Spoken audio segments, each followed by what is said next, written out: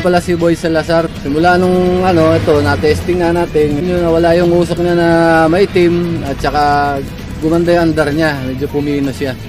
Salamat naman at ay parating niyo sa amin at nabuwas-buwasan yung mga usok na binubuga ng mga sasakyan dito sa kalsada na ating nalalanghap.